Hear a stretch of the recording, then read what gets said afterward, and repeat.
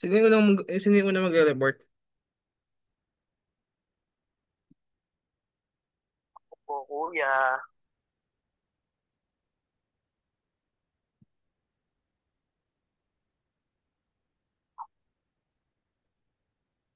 Wait lang ah. No problem. Lakas ka sa akin eh.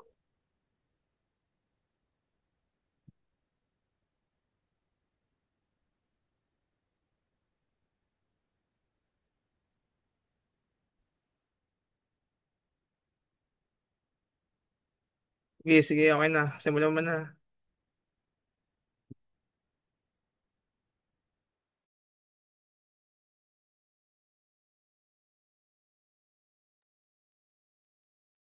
Wala yung ano? Nasaan yung slide? Nasaan yung ano Yung pre? slide. Naka-record lang tayo, wala yung ano. Wait lang, nga pala. Alam ko may mag-share screen na. Ikaw na. Nakapin pa ulit. Wait mo.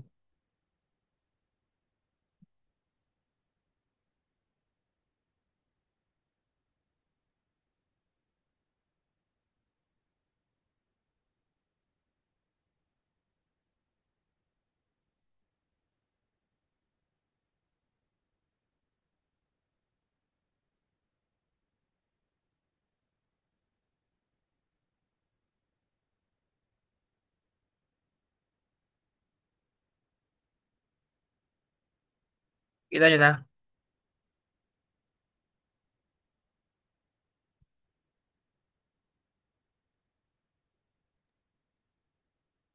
Okay na? Yes Oo. po. Good na.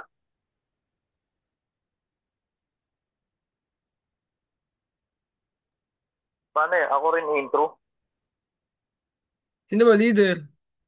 Jericho, ikaw yung mag-intro ya. Jericho, dali. Ulitin mo record. Yeah. Welcome po sa reporting ng group ko. Wait lang Ah, pre, di pa nakastart yung record ulit. Ulitin yung record. Ay, nga pala, wait lang. Ready, ready ah. ang gulo.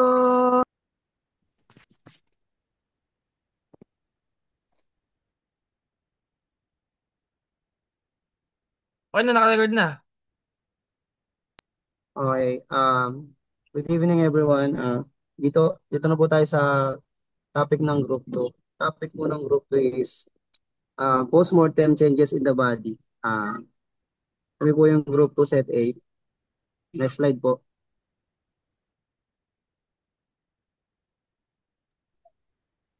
Postmortem changes in the body.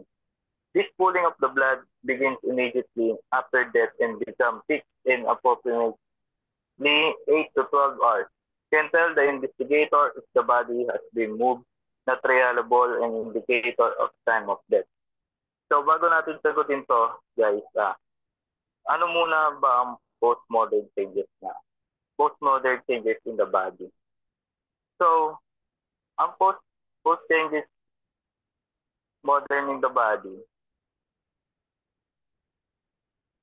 ay isang Latin na nangangahulugan pagkatapos ng kamatayan o konteksto ng katawan ng tao. Ang postmodern ay tumutukoy sa autopsy o pagsusuri sa katawan ng isang namatay na tao upang malaman ang sanhi ng kanyang pagkamatay. Sa Tagalog, ay, sa kabilang banla, sinusuri yung katawan natin ayon dun sa kinamatay ng tao. Yung mga gumagawa nito is yung doktor o kaya yung mga forensic pathology para malaman o matukoy yung pagkamatay ng isang tao. Halimbawa sa mga aksidente or krimen o biglaan pagkamatay. So, pagkatapos nun, yung pagkamatay ng tao, humihinto dito yung daloy ng dugo ng tao. Then yung ayun yung nagiging dahilan. Tapos nagkakaroon ng gravity dito. Tinatawag na ito na livor mortis o pagkalila ng balat pagkatapos namatay. Nagsisimula ito agad pagkatapos ng kamatayan. Nagiging permanente ito o fix sa loob ng 8 hanggang 12 na oras. Kapag inayos yung bangkay, hindi na mababago ay doon na magsisimula yung pagbabago ng kulay kapag hindi na ginalaw yung katawan. Next slide po.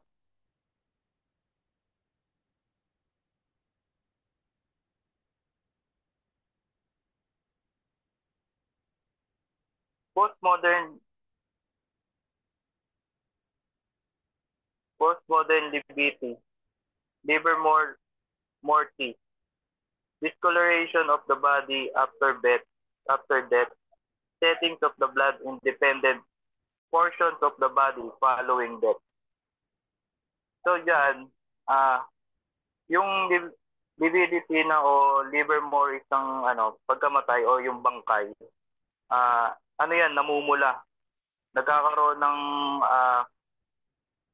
pagka namatay siya, nagkakaroon siya ng red sa katawan niya, sa bandang likuran, mas lalong makikita yun doon dahil doon sa bigat ng isang bangkay o yung namatay na tao.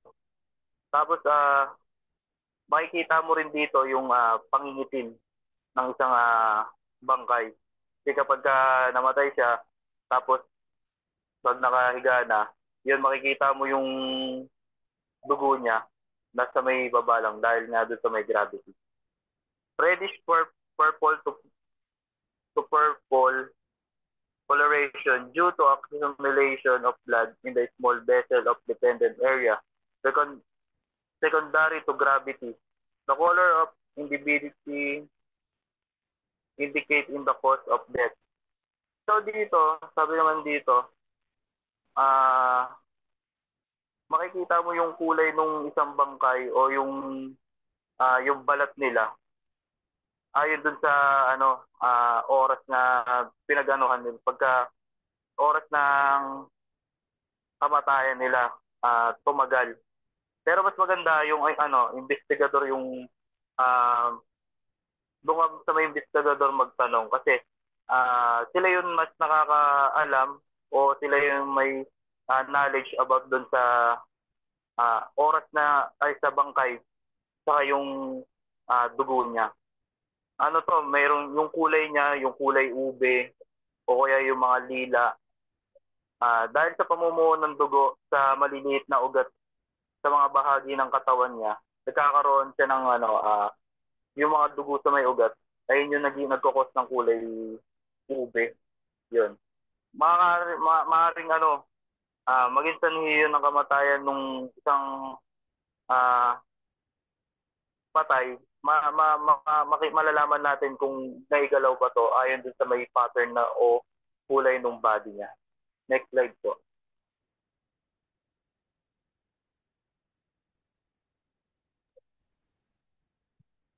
Mayroon dalawang uri ang lividity. Una, hypostatic lividity. Ang dugo ay nasa likod ng anyo pa rin sa loob ng mga blood vessel.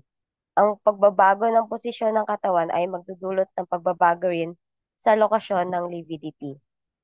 Ito ay nanatiling likido sa loob ng 6 to 8 hours. Isipin mo na parang tubig na lumipat kung saan mas mababa pa ang pwesto.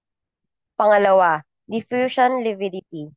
Ang dugo ay namuuna sa loob ng mga blood vessel. Kahit baguhin pa ang posisyon ng katawan, hindi na magbabago ang lokasyon ng lividity. Parang pintura na natuyuan na at di na malilipat. Next po.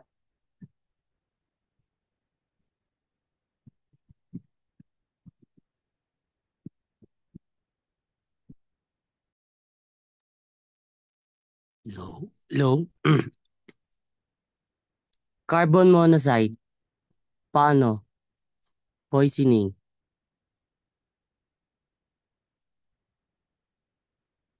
Ito po yung kulay ng lividity ay cherry red hanggang pinkish. Isipin mo yung kulay na cherry o isang maputlang pula. B. As as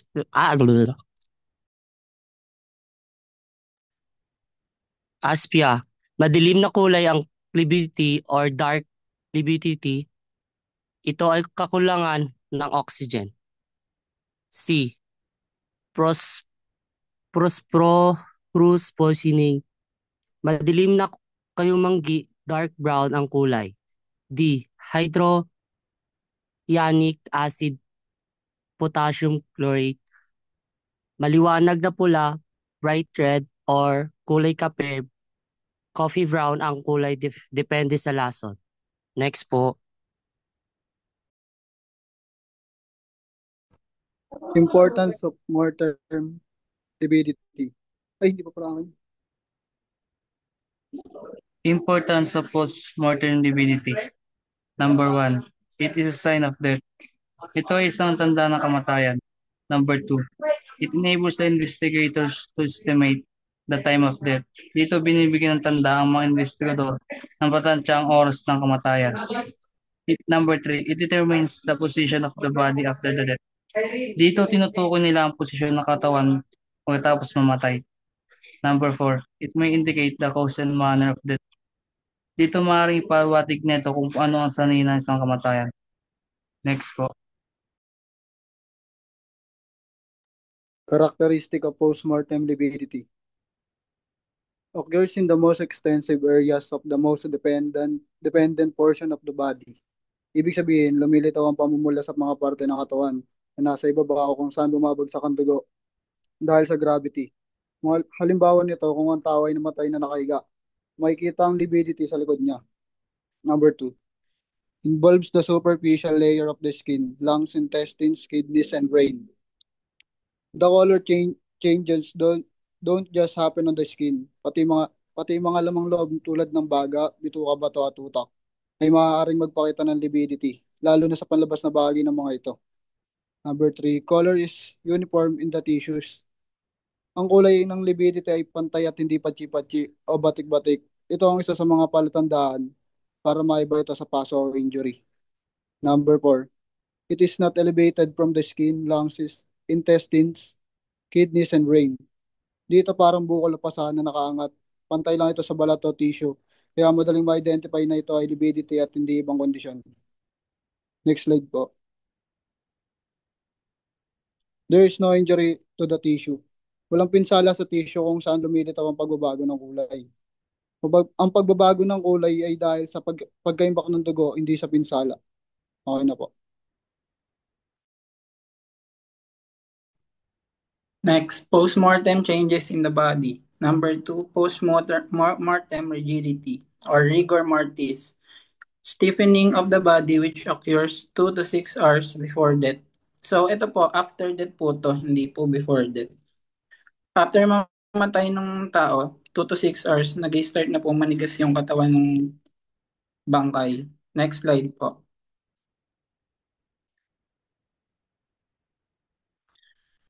Characterized by hardening of muscles due to disappearance of adenosine triphosphate or ATP from the muscle. Disappears with decomposition. Cold freezing will delay the onset of rigor mortis as well as prolong its presence. So yung pag malamig po, nade-delay po yung yung process ng rigor mortis.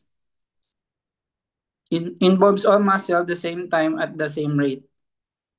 Appears in the smaller muscles such as jaw and then gradually spread to the upper and lower extremities. Next slide po. Rigor mortis has duration of 24 to 48 hours in the Philippines and other tropical countries and 38 to 48 hours during summer. So, yung rigor mortis po, nangyayari po siya during 24 to 48 hours dito po sa Pilipinas. Then kapag summer naman siya, tumatagal siya na inaabot ng 38 to 48 hours po. Next reporter. Ang algor mortis naman, pagkatapos ng kamatayan, unti-unting lumalamig ang katawan.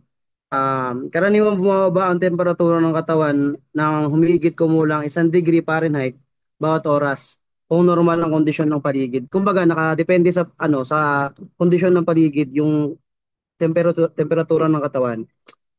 Kung ang karaniwang temperatura ng katawan sa oras ng kamatayan ay 98.6 Fahrenheit o 37 Celsius, unti-unting itong bababa habang lumilipas ang oras hanggang sa umabot ito sa temperature ng kapaligiran.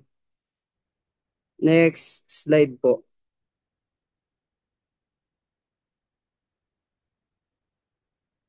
Next slide po. Ang Algor Mortis cooling of the body, tatlong factors, may apat na factors ito, which is sinusukat ng forensic expert yung mga temperature ng katawan bangkay gamit ang thermometer. Tapos ikinukumpara ito sa normal na body temperature na 98.6 Fahrenheit o 37 Celsius. Ina-approximate kung ilang oras na ang lumipas mula ng namatayang tao gamit ang rate ng paglamig na 1 Fahrenheit bawat oras o mga 0.5 Celsius 0.5 Celsius degree Celsius kada oras. Tapos halimbawa, kumbaga magbabago yung kung ang bangkay ay temperature ay 92.6 Fahrenheit, ibig sabihin bumaba ito ng 6 Celsius 6 Fahrenheit mula sa normal na 98.6. Ang mga salik na nakaapekto sa Algor Mortis, temperatura ng paligid, mas mabilis bumaba o lumamig yung temperatura ng katawan kapag malamig yung paligid.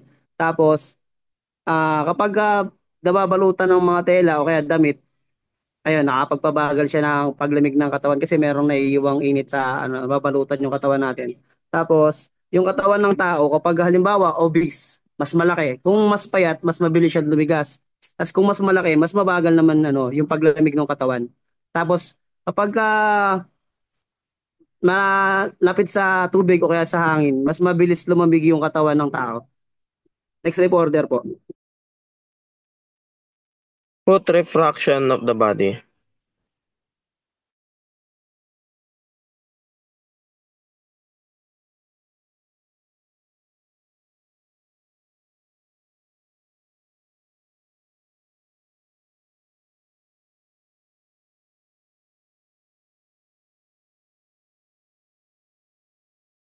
Tama yung Next slide. reporter po. Sino yung supporter?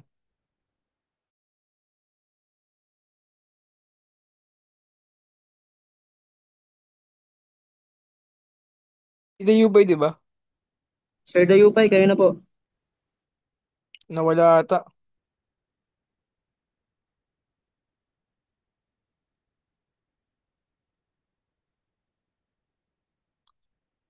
Nawala.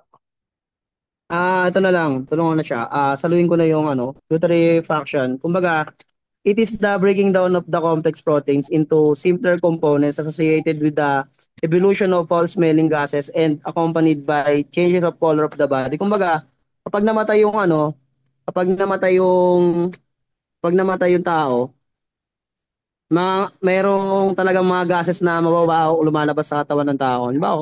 Halimbawa na natin yung patay na hayop sa paligid. Kung halimbawa patay na daga, mangangamoy siya kasi merong mga gases na mga likidong nakain, ganun ganyan. Kaya naamoy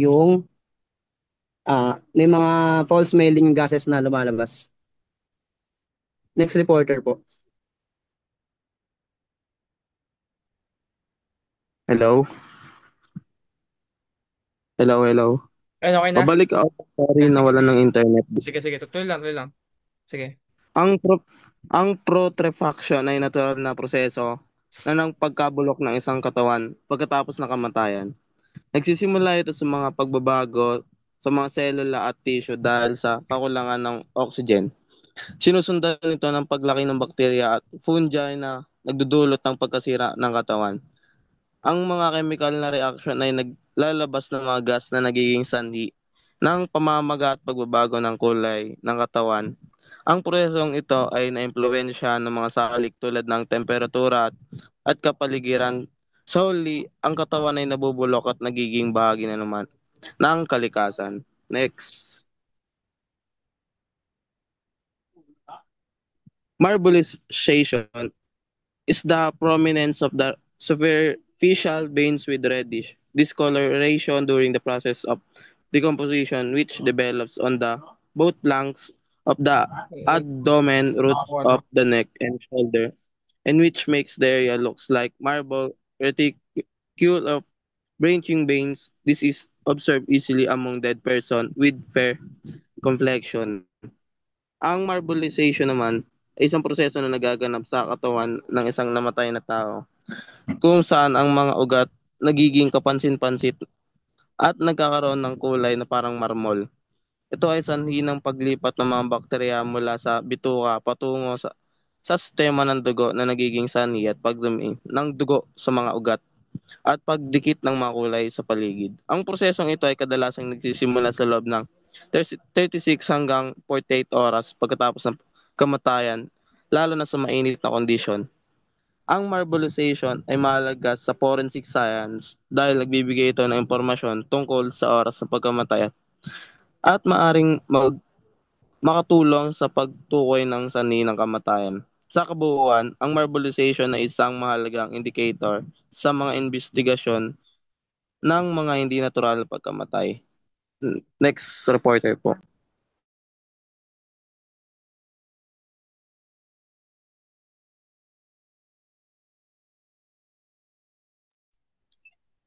Changes in the Pabalik mo. Yan. Onset and stage of decomposition. Action of bacteria on the dead body. The onset of decomposition is 1 to 2 days after death, and then finally the dead body becomes skeletal remains in months. Considering the factors that influence the rate of putrefaction. Ang decomposition o pagkabulok ng bangkay ay isang natural na proseso kung saan unti-unting nabubulok ang katawan matapos mamatay. Ang pagkilos ng bakterya sa patay na katawan ay nagiging sanhi ng unti-unting pagkasira ng mga tissue at laman sa loob ng 1 o 2 araw, at sa kalaunan humahantong ito sa pagiging kalansay ng bangkay sa loob ng ilang buwan, maliban na lang kung may nagpapatagal sa proseso o nagpapabilis. Life cycle of flies. The eggs of ova laid by the flies on the dead body will hatch to form maggots within 24 hours. The maggots will feed vigorously on the damaged dead body, then transform into pupal stage. Wala.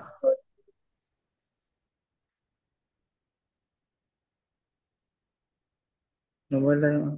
Wait. Wait lang. Ito na lang.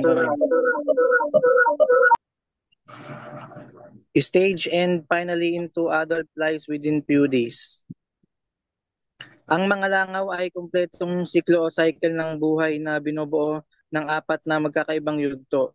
Kapag may patay na katawan, nagiging perpektong lugar ito para sa kanilang pagdami at malaki ang kanilang contribution sa decomposition. Yung mga adult po na langaw ang unang naaakit sa amoy ng nabubulok na laman.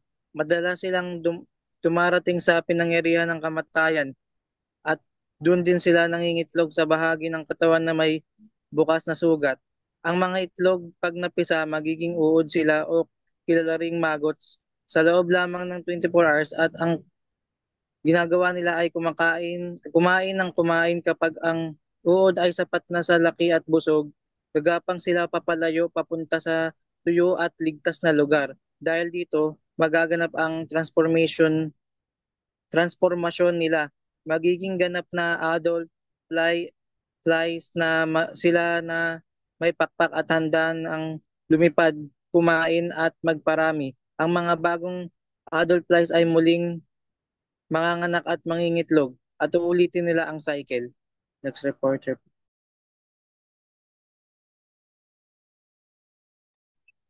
changes in the stomach. So example na lang dito, kapag ini-imbalsa mo yung patay, doon nila malalaman yung kung anong mga pagbabago sa tiyan ng isang patay, kung nalason ba or etc. Then changes in the blood. Alam naman natin na Ang dugo ay isang mahalagang bahagi ng ating katawan and nagdadala to ng oxygen, nutrients, and hormones sa iba't ibang bahagi ng katawan at pag-alis din ng mga waste products. So, ang pagbabago sa dugo ay maaaring magpahiwatig sa iba't ibang kondisyon sa kalusugan. Next reporter.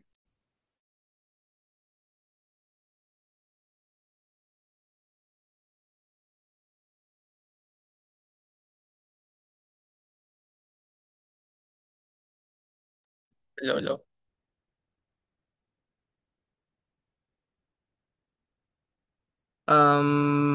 Mummification is the dehydration of the whole body which result in the shivering and preservation of the body. So, yung mummification ay pagkatuyot ng buong katawan matapos ang kamatayan. Kung saan natatanggal yung mga karamihan mga likido sa katawan natin tapos kaya natatanggal yung mga likido sa katawan dahil sa siguro sa pagtuyo or yung kapaligiran na mainit. Dahil dito naninigas yung mga at natutuyo yung mga balat or mga laman loob ng mga katawan natin then nagresulta ng pagkakabulok at nanatili yung buo ang ibang bagay ng tutulad ng mga balat, buhok at kuko sa loob ng mahabang panahon. Then next.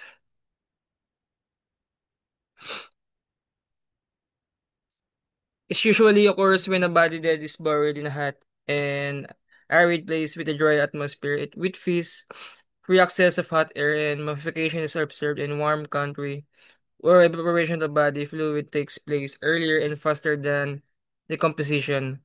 Karaniwan ito yung mga nangyari kapag yung isang bangkay ay inilibing sa mainit or tuyo na lupa or lugar na may malamig na hangin or yung mga dali ng mga yung hangin na mainit tapos yung mamification ay kadalasan nakikita sa mga mainit na bansa kung saan mga pagkatuyo ng mga likido sa katawan nangyari mas maaga or mas mabilis kaysa sa proseso ng pagkakabulok. Yun lang.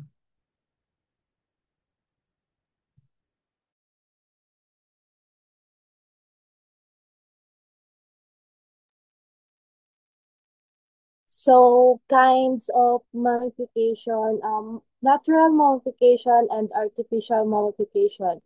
So, natural mummification, when a person is buried in hot, arid, sandy soil, there will be insufficient moisture for the growth and multiplication of putrefactive bacteria.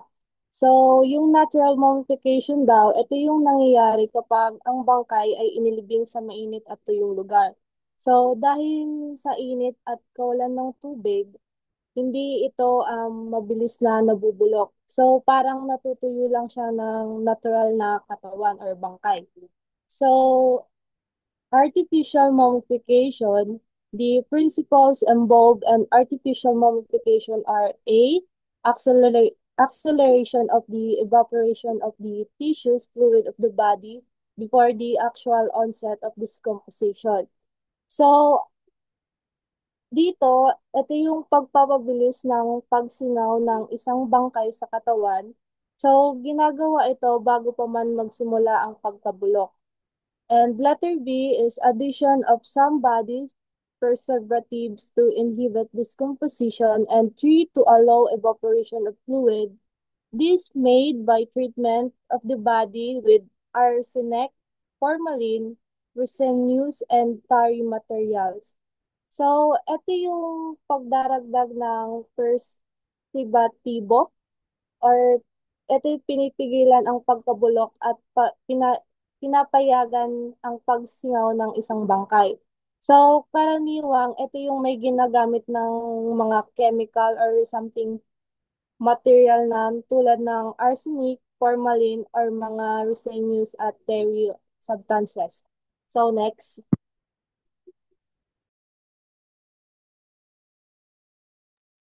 Sa purification or adiposity formation, this is a condition wherein the fatty tissues of the body are transferred to soft brownish white substance known as the adipocere.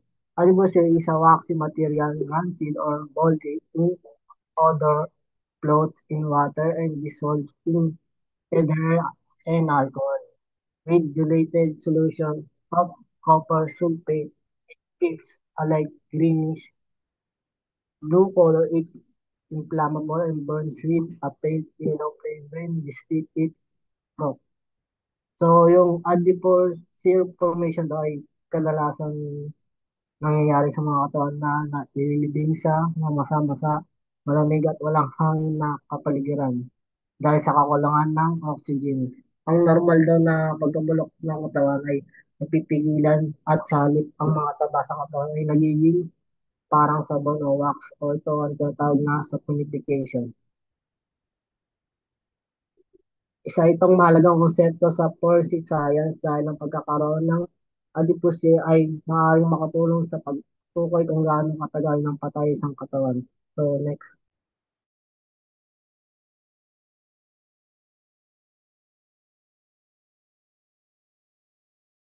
Next.